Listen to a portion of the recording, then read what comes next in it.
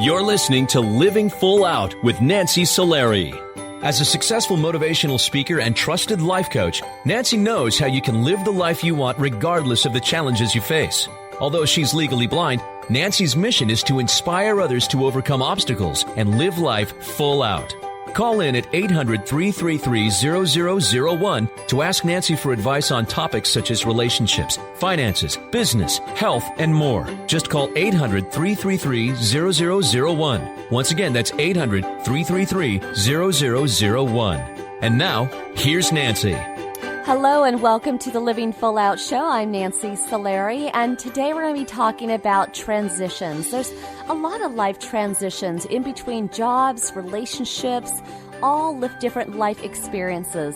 And we're going to put the spotlight on that today. So as you're calling in and thinking about, what's keeping you up at night or what's heavy on your heart, just know that transitioning through life is natural. It's just a part of the game of life. And so we're here to motivate you and help you get through that. We also have our inspirational guest coming up in the next segment, Heidi Cave, who will be talking about a horrific car accident that she was in, yet she transitioned from a place of pain and hopelessness to determination and knowing that her life was worth it. And that is a story you do not want to miss. And we want to always hear from you. If you're inspired by today's show or have questions or need resources, reach out to us at connect@livingfullout.com. Again, that's connect@livingfullout.com. And oftentimes people want to go back and hear our shows. They want to get, re-empowered by the guests or the callers. And so you can go to livingfullout.com, click on the radio show tab, and listen to all of our recorded shows there or listen live each week. But again, we are here for you, and we're in fact going to go to one of our callers right now and check in and see what's going on for them. Hello, welcome to Living Full Out Show. Oh, we don't have I think we have producers telling me we'll have to wait on that caller just a bit, so we will come back to them.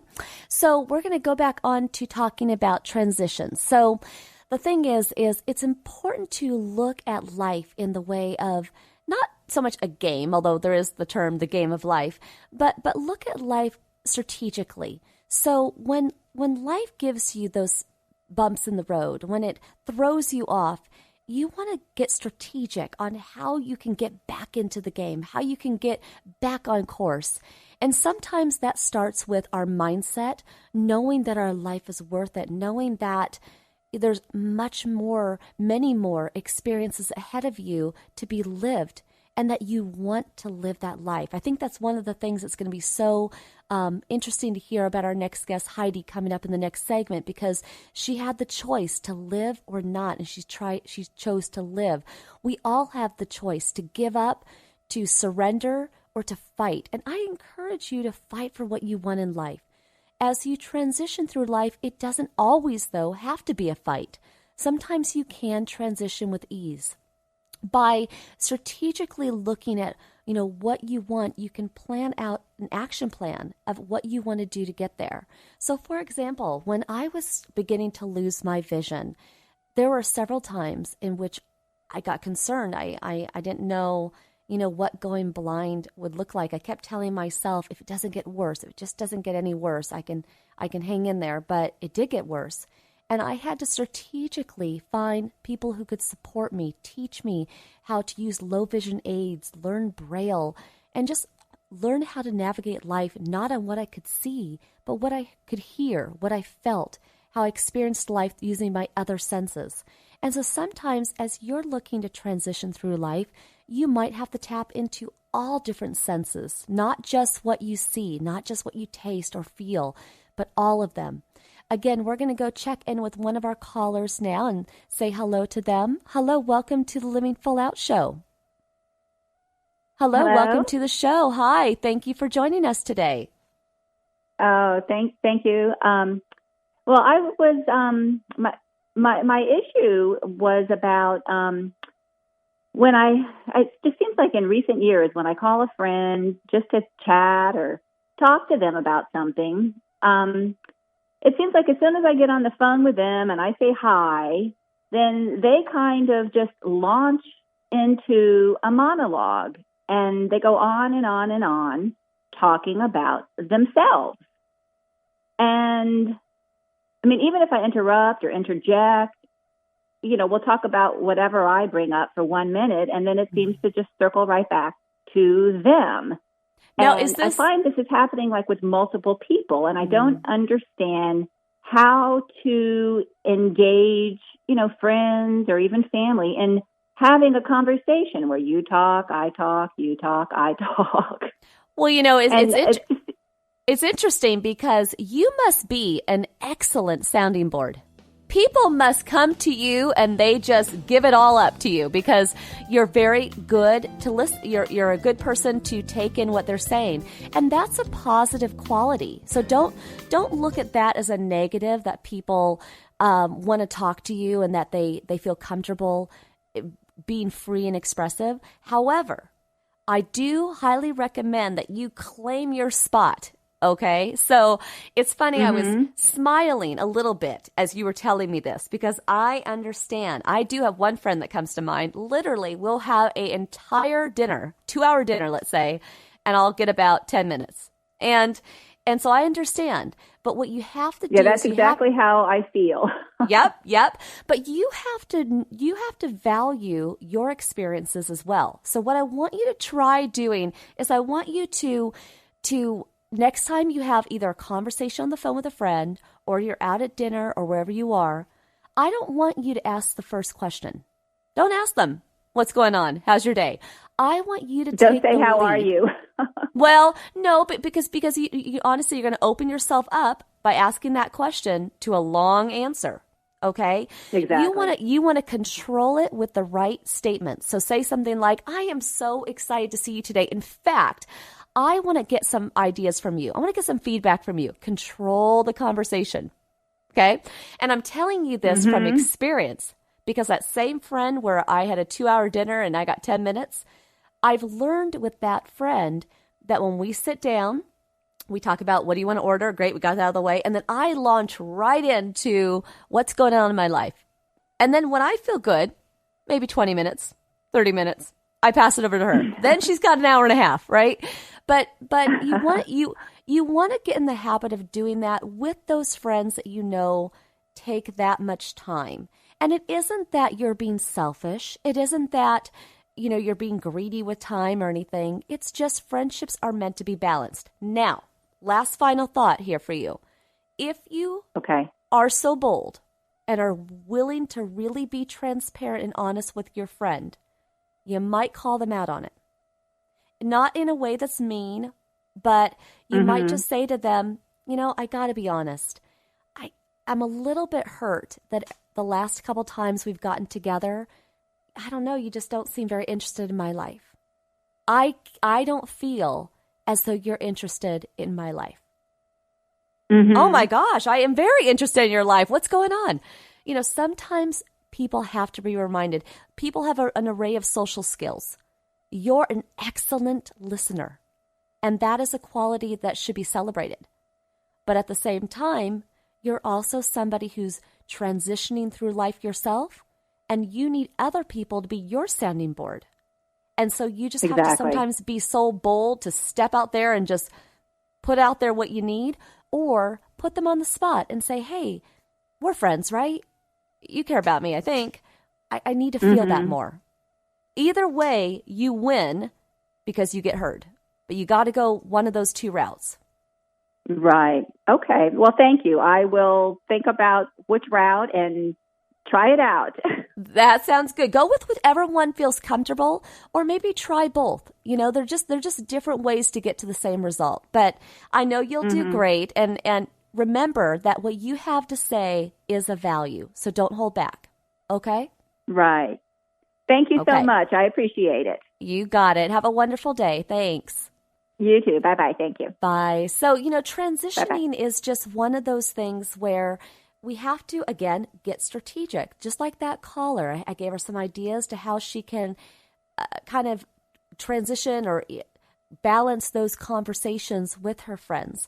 So I want everybody over the course of today's show to really think about the transitions that you're going through. Where do you need support? Where do you maybe feel that you're not heard? Where do you need more resources in your life to attain the goals and dreams that you're so much desiring? Because when we can pinpoint what it is that we need, now we can start taking action. Now we can start asking the right questions, just like our caller. So when we come back, we are going to be joined by Heidi Cave. Again, her story, well, as tragic as it is, it's really heartwarming to know that we can encounter such a tragedy and come out the other end even more positive than we went in. And so many of us have those abilities. So stay with us. We'll be right back with Heidi Cave. This is the Living Full Out Show. We'll be back.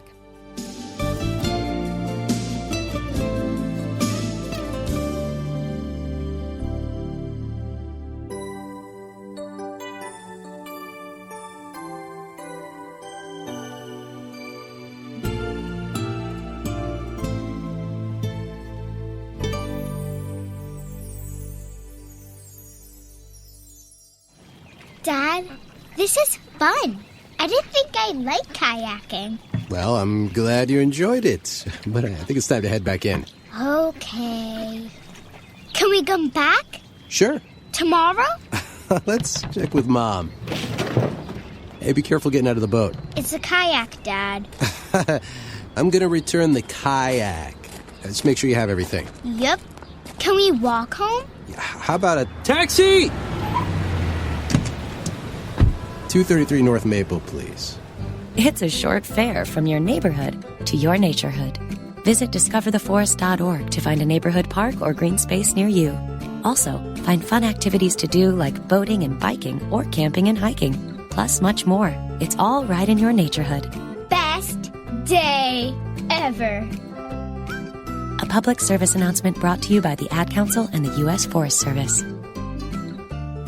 Don't you wish that getting your child to eat right, move more, and spend less time in front of a screen could be as easy as pushing a button? It might not be that simple, but you do have more power than you know. And you can maximize that power with proven strategies, tips, and tools from the National Institutes of Health's We Can, or Ways to Enhance Children's Activity and Nutrition program. We Can offers all kinds of resources, including fun recipes and activities the family can do together to show you the way to live a healthier lifestyle. We're not saying it's easy. We are saying that it can be done. Take the first step today. Call 1-866-359-3226 for a free We Can Parents Handbook. And be sure to visit the We Can website at wecan.nhlbi.nih.gov for free information too. A message from the U.S. Department of Health and Human Services. Today, my new dad and I shot off a rocket in the park. Today, my new son and I failed to shoot off a rocket. He knew exactly what to do. I had no clue what I was doing. We set up the rocket.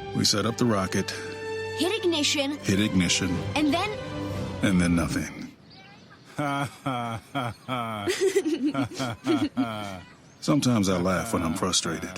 Then out of nowhere, the rocket launched into the air. The rocket did get into the air. I've never seen anything fly so high. And then crashed into a kite. Look out!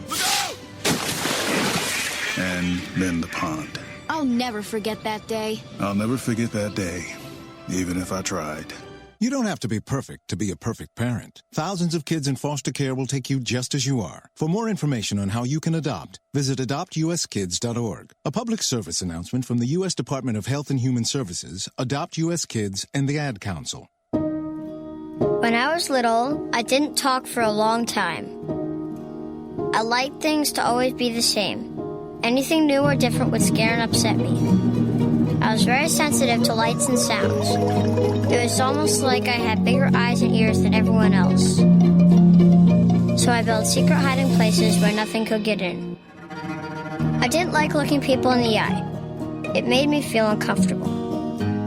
I'd throw big tantrums over little things like when my socks didn't match.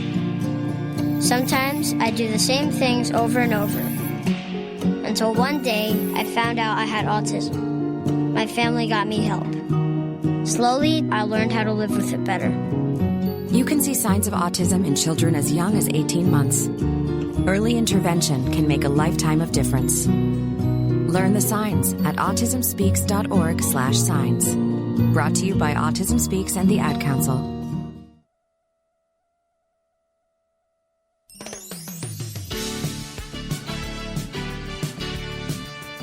You're listening to Living Full Out with Nancy Solari.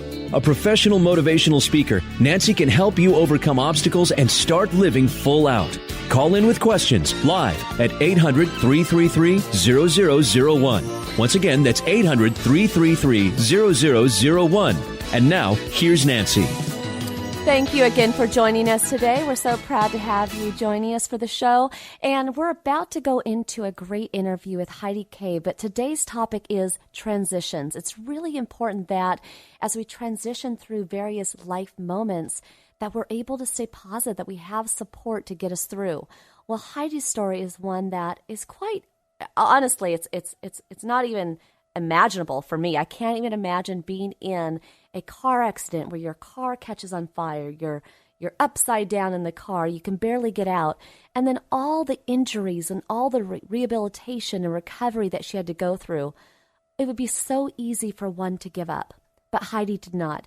Heidi chose to live, and so we're going to hear her story. I'd like to welcome Heidi to the show. Heidi, are you with us? I am, yeah. You sound quite far away, but yes, I'm here. Oh, good. Okay, well, I will talk louder, but thank you for letting me know that. Yeah, you're just a little quiet, but yes, I'm here, and thank you so much for having me. Oh, of course, and I'm so glad. I've never been told quiet before, but that's an honor. Thank you. I think maybe it's a phone connection. Sound a little far away, but I can hear you. No worries. So welcome, Heidi, to the show, and I want to take our callers back to the day of your accident because that's really kind of where it all began. Your transition to where you are today, and just you're always a positive person is what I hear from all your family members. But honestly, what you went through was amazing. So please share with us what happened that day. Well, it was almost 18. No, it is 18 years ago now. So 18 years ago now, my friend Betty and I got into my car, and we headed down the street and around the corner just from my home, so not too far from my house at all. We stopped. I stopped and looked both ways at the stop sign like I had since childhood. We lived there for a long time, and I began to cross the intersection. And a second later, a car slammed into my passenger side, sending my car across the intersection into a fence, and we landed upside down at the bottom of a steep ravine. We were trapped in the car, hanging upside down. The car caught on fire. My friend Betty died on impact. I was conscious, trapped, and on fire, and we waited for help to arrive. Well, first of all, I am so sorry for your loss with Betty. Even though it's 18 years, I imagine that's still hard to have been the one to live when she did not. And you'll think of Betty today for sure as you tell us the story. Do you remember much of that day, or is what you're telling us now kind of a collection of what others told you? So yes, that's right. That it is a collection of different people filling me in on what happened, their piece, their memory of what happened. I don't remember anything that day, even though I was conscious, very aware of what was happening to me. I would imagine I was in a lot of pain.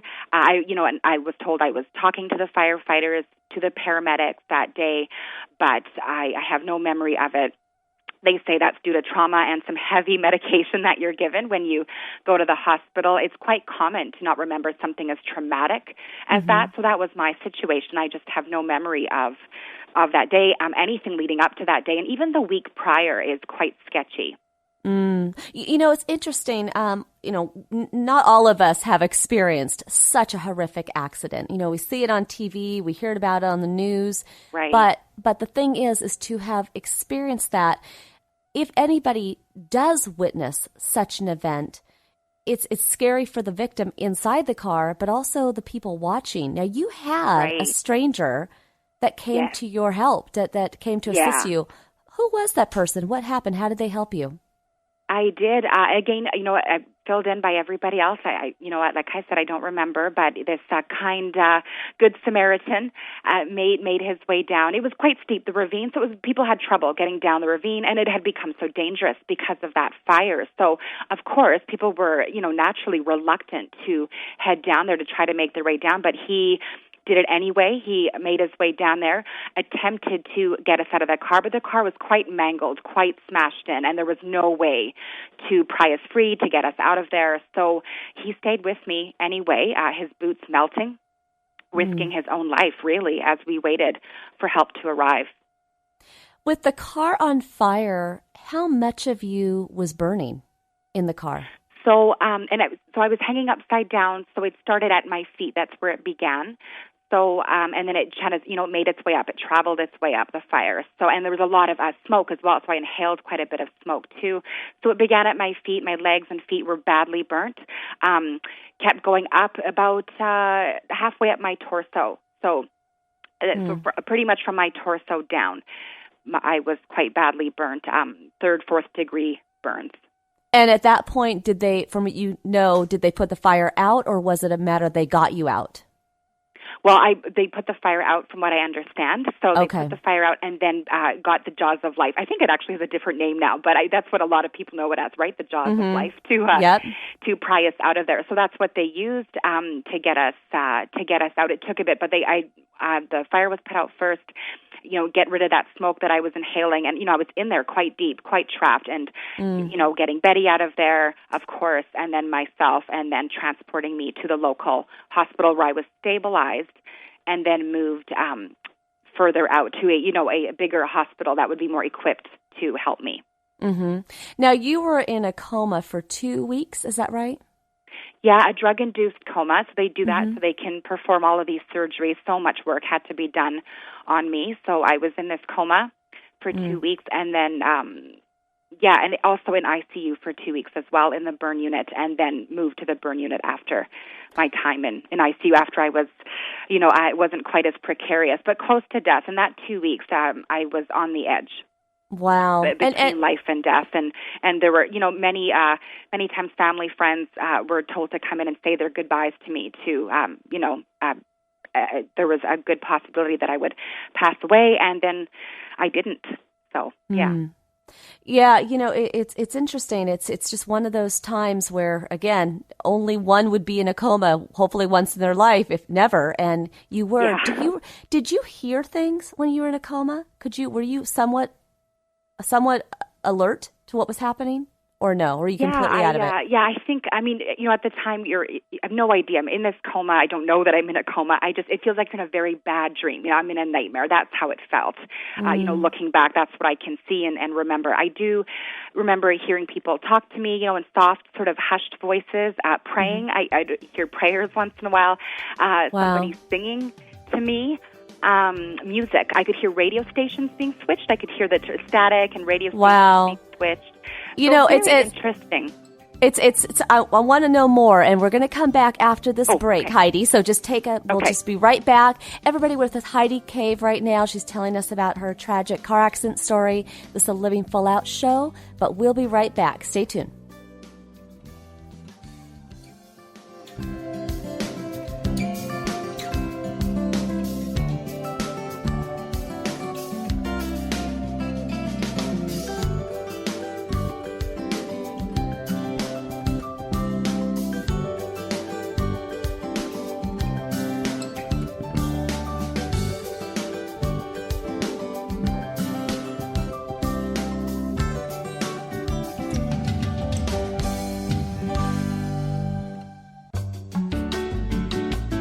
You're listening to Living Full Out with Nancy Solari. There are many sounds in your day-to-day life. There are sounds that wake you up. Sounds that make you smile. Sounds that energize you.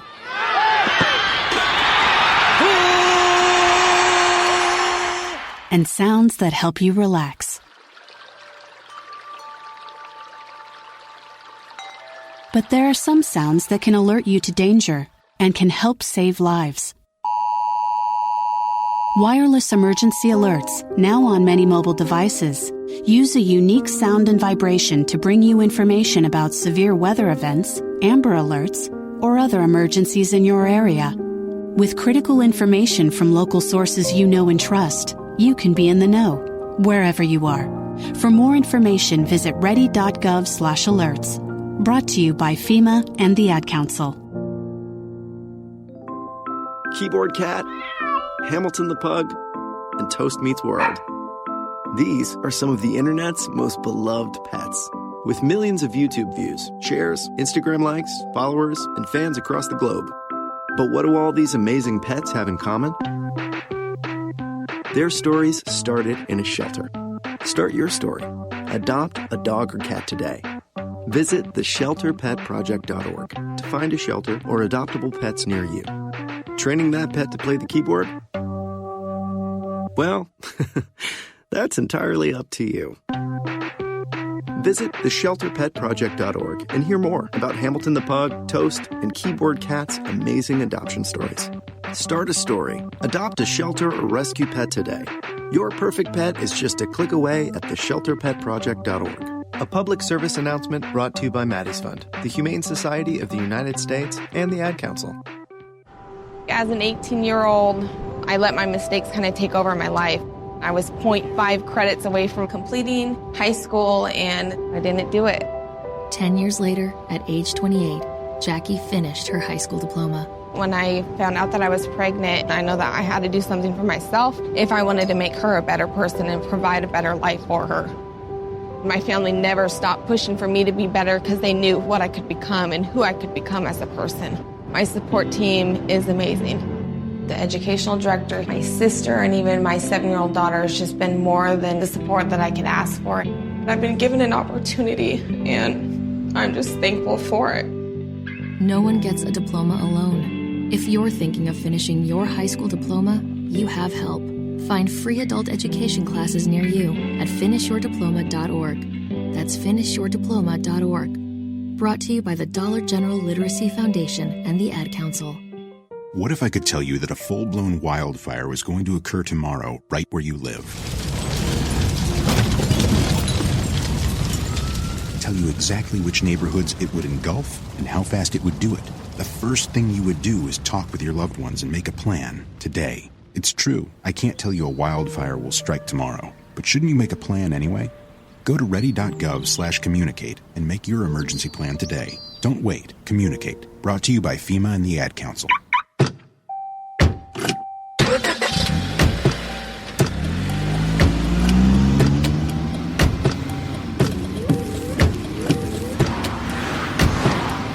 Driving has a rhythm all its own. Don't wreck it with a text. Before you get behind the wheel, silence your phone. Or better yet, designate a texter. For more text-free driving tips, visit stoptextstoprex.org. Brought to you by the Ad Council and the National Highway Traffic Safety Administration.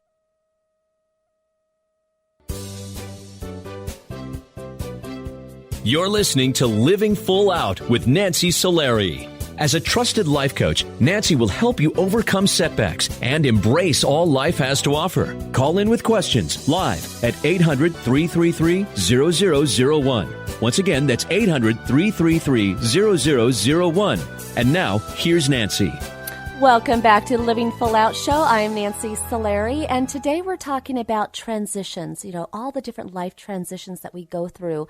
And Heidi Cave, our inspirational guest for today, is sharing with us about the tragic car accident that she was in where she did lose her friend Betty, and she actually encountered burns and numerous injuries as well. And so I'd like to welcome Heidi back to the show.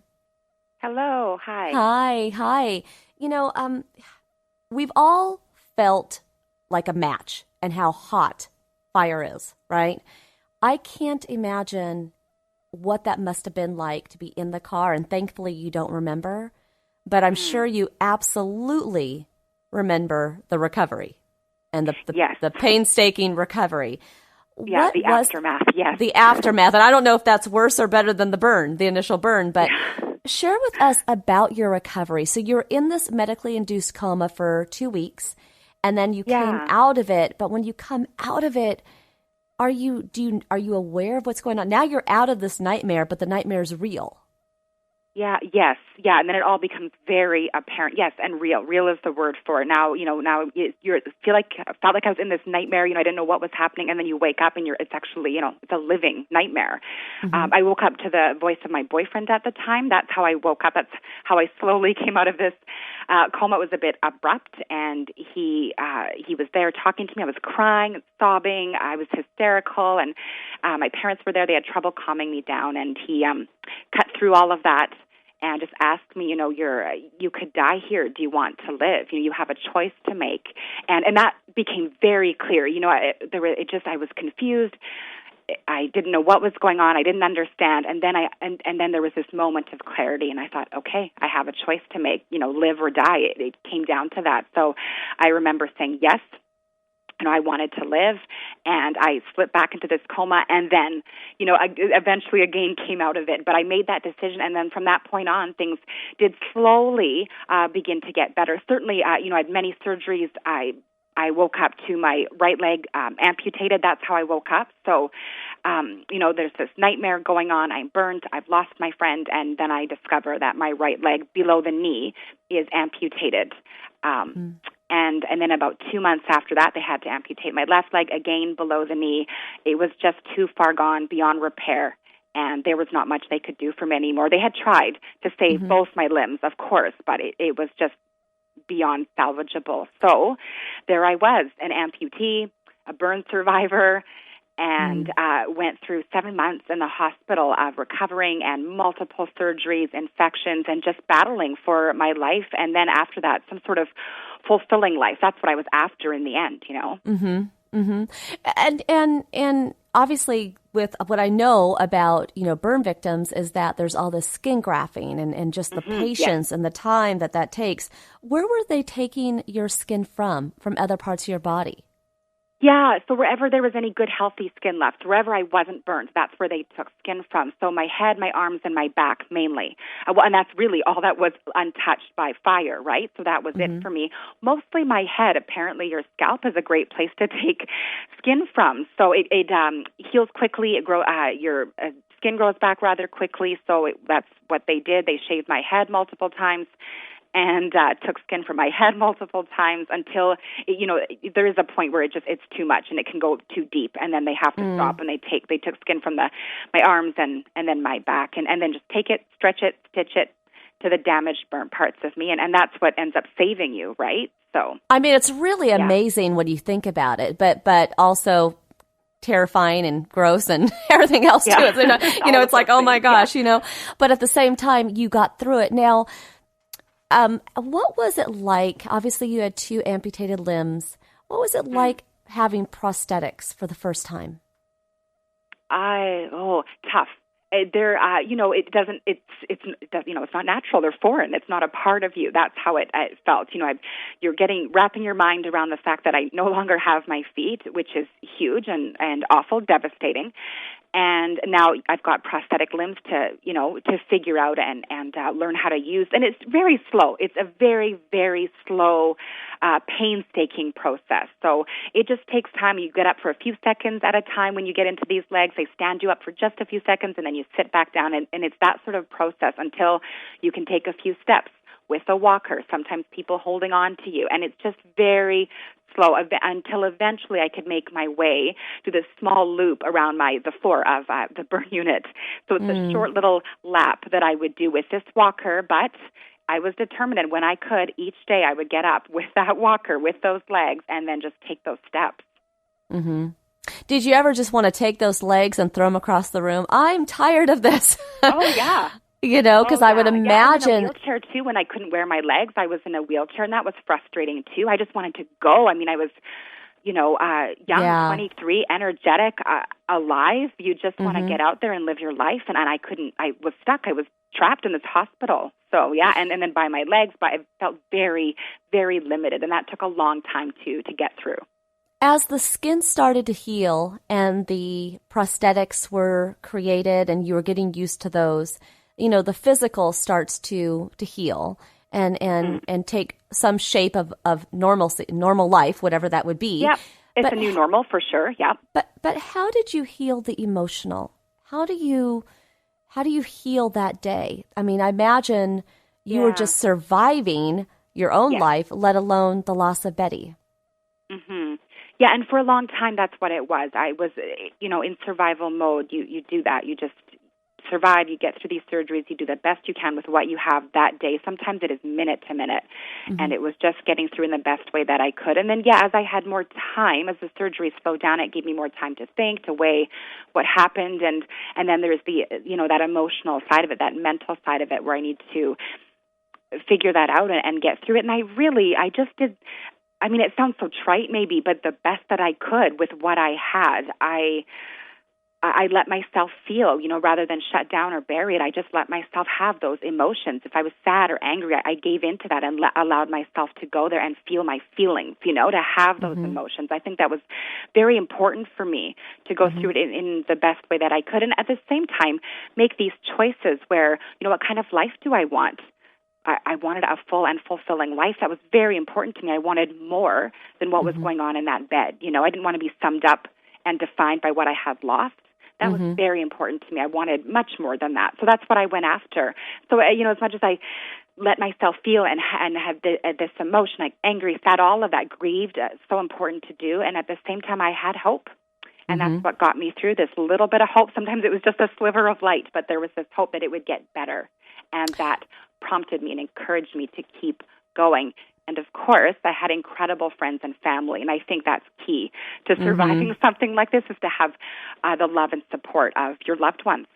Yeah, and you do. I've seen some videos out there with you, and your family was right there beside you. Yes. And I'm just curious. I'm legally blind, and so again, those friends and family have been there for me too. But how do you grasp the question of why? Why did I live? Why did Betty die? Why did that happen? Why? Have you been struggled by that? That's a tough question. And it's a tough question. And I think exactly, this question of why did Betty die and then I didn't. And I felt guilty. I felt very guilty. I didn't understand that at all. I wished for a while, I would have died along with her. And that sounds awful to say, but that's how I felt at the time. It just didn't seem fair to me. We either we both should have lived or we both should have died. It didn't make sense to me. And so wished I could swap places with her. I wished that I could have died and she could have lived. I mean, I went through all of that for a long time, but here I was. I was here, and she would have never wanted that. For me, I knew that about her. We've been good friends for such a long time. That wouldn't have been her heart. That wouldn't have been what she wanted for me at all, was to just shut down and just basically exist. And so for her, for me, for the people around me, I had to do better than that, right? To more than just get by. I had to do more than that. So I carry her with me, right? She's in my heart, tucked away in my heart. And I still think about her. I still, I have great wonderful memories of her. I share them with my friends, with my family, with my kids. I'll think of something funny that she did or said and let them know. And she's always with me, Yeah, and I get that, and we're so sorry about that loss. And I know it's been 18 years, but even as you tell us this story, I can feel it coming up for you, even like it was yesterday. And it's amazing, I mean, you live your life. I live a very normal, regular life. My family and work and all of that. But of course, it's still there. It gets better with time for sure. There's that distance that happens. That's important. It's necessary to live, I think. But it will always be a part of me. I don't know that ever goes away. And that actually was leading to my last question I was going to ask you. I mean, it's it's been 18 years, but are you still transitioning? Are you fully evolved past it, or does it still haunt you today? I don't know. Yeah, I don't know that it haunts me. I mean, like I said, it's with me, but it's not a cloud over my life. It doesn't affect my day-to-day. There are moments when something gets triggered. I saw a car crash the other day. It was pretty bad, and that triggers those memories, that feeling. It's visceral for me. I have this physical reaction to it. I just want to run, hide, and I feel like crying. It's the strangest thing how your body just reacts to it like that, even but before your brain does. Yeah, but it is interesting how it kind of imprints into our body, that moment. Yes. You know, That's a great way of putting it, imprints, yeah. Exactly. Well, Heidi, thank you so much for coming on today's show and sharing with us your story. I mean, you are just energetic today, but I know you've gone through a lot, and we're proud of you for that. And thank you. You know, everybody will take from your story some lessons, and if we're ever in that situation, we have you to think of, and you will help get us through it. So thank you for being on the show today. Thank you. Thanks for having me. All right. Thank you for coming on the show. And and again, that was Heidi Cave, everybody. Now, we're going to be coming back after this break, taking your calls. Again, this is the Living Full Out Show. I'm Nancy Solari, and we'll be right back after this break.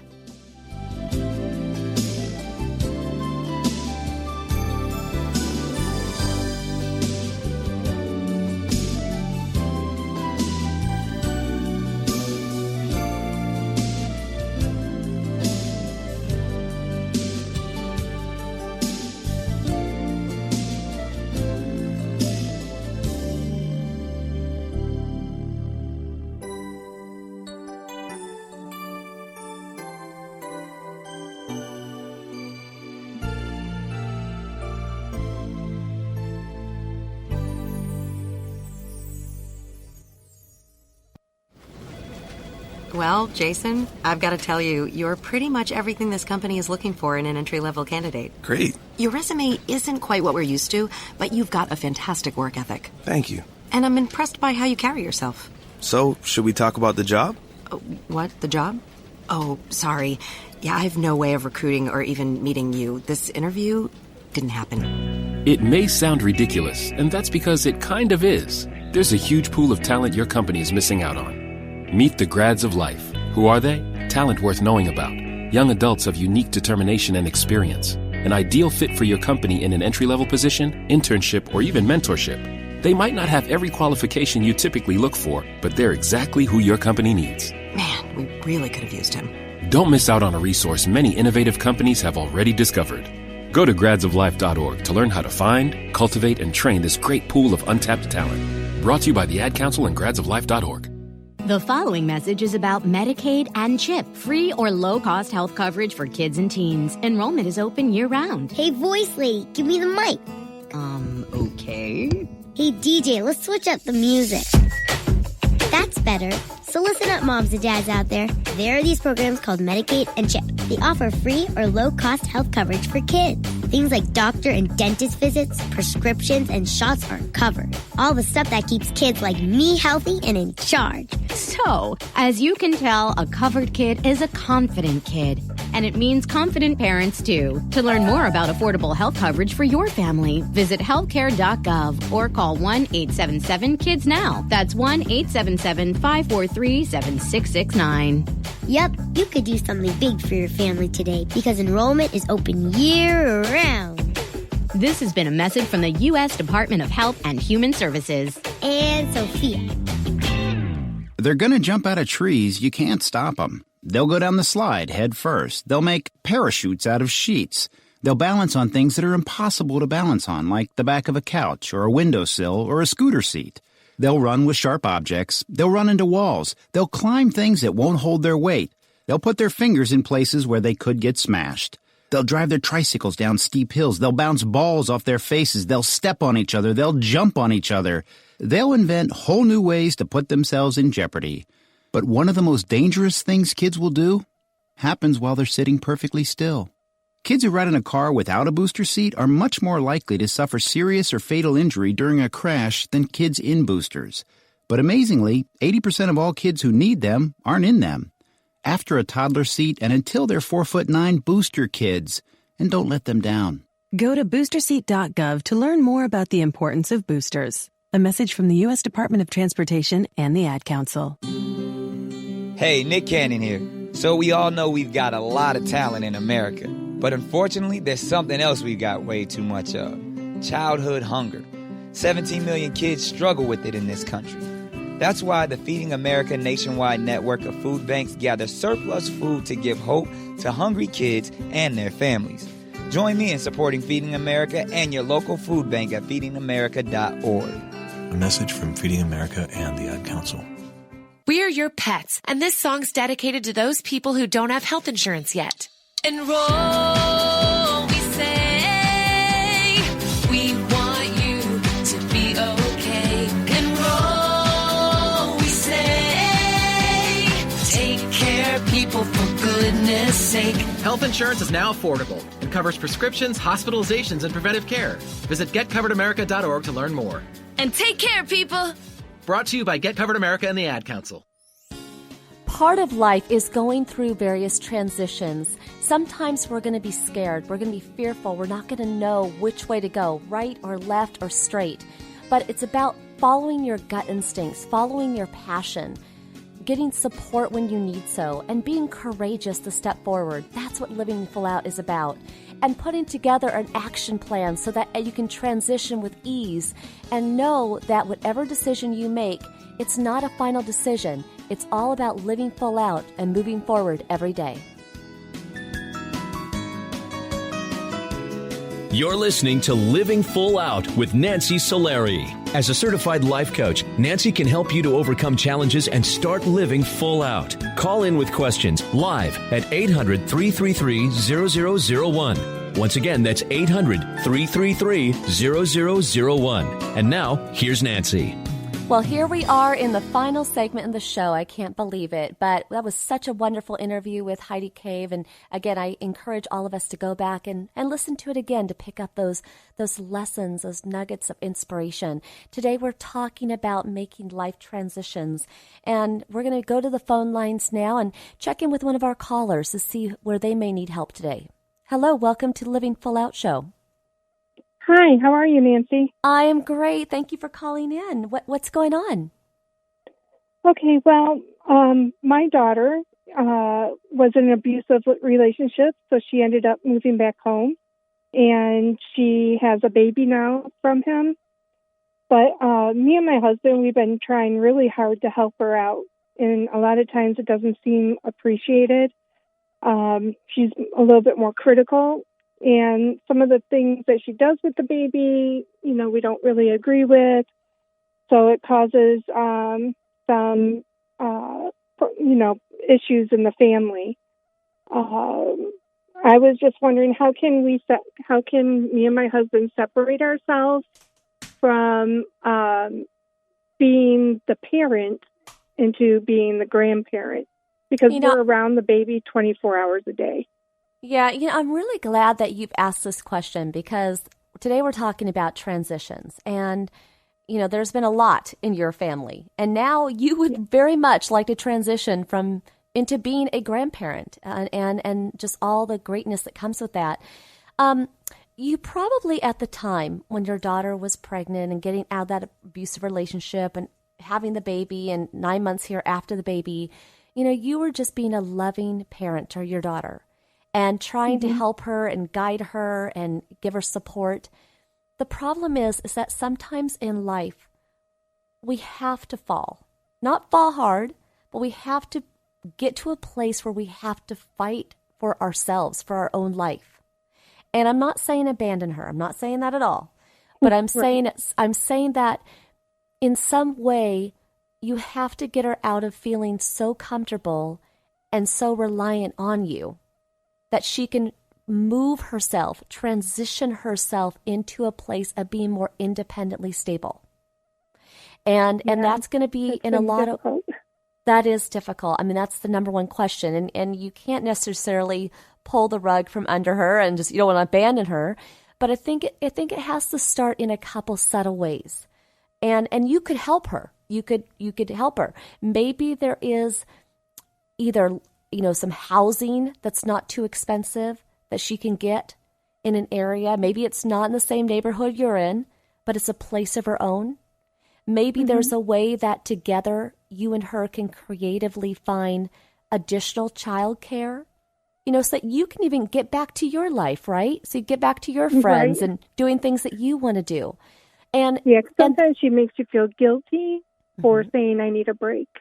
Now, here's the thing. You're letting her make you feel that way. You're letting her do that, okay? She's a mom now. She's an adult. and you need to transition to the grandparent mode. So again, I'm not saying do it all at one time, but I think you have to start to let her do things on her own. And the only way to do that is to not be so available, to not be so helpful all the time. She's got to find replacements for you. So again, you're not going to abandon her, but you might encourage her to start looking for a place to live and look at neighborhoods that are reasonable that she can afford. And then as she makes more money, she can grow into a better neighborhood. Looking for alternative childcare. Maybe she can get a babysitter, or just a couple of days that will free you up, and then maybe in time she can learn to work that into her budget, and she can take on one more day and one more day. But you gotta start to ease her out of it. And even though she's not going to like it, it's because she's so comfortable, but she's got to go through the uncomfortable to come out on the other end and really be a mom that she's proud of. Do you see that? Okay. Yeah, I can see that. Yeah, and I love that you love her so much, and that you want to make this time in her life a smooth one. But be very careful to abandon your own life to save her every minute. Okay, you got to find balance. It seems like that's what's happening. It's funny you say that. I feel it. I feel it in your voice. So take one thing a month. How about one thing a month? Okay, so we're early in November here. So pick the thing that you need the most. If it's that you need time back in your day, then do one thing this month to help her find childcare, whether it be a babysitter, whether that be a place where she can take her little one. Then maybe next month it's, okay, let's start looking at places where you can live. And maybe in January, okay, let's start looking at better jobs that will pay you more. And I promise you, I think in 6 months, she will be on her own 2 feet. And it won't be such a harsh, new transition for her. Right, that would be wonderful. You can do it. You just take it 1 month at a time. But you got to claim your life back, okay? Thank you so much for calling in. You got it. Thank you. Have a wonderful day. Thank you. So thank you to everybody who called in today to the show, and to our entire Living Full Out team here, Mindy and Debbie and Sam and Rich and everybody who puts this show together. Most of all, to our callers and our guest, Heidi Cave. Thank you so much for sharing your inspirational story. It's all about those transitions of life, right? Don't be afraid. Keep stepping forward. But most of all, we look forward to seeing you next week. Here's to you living your life full out.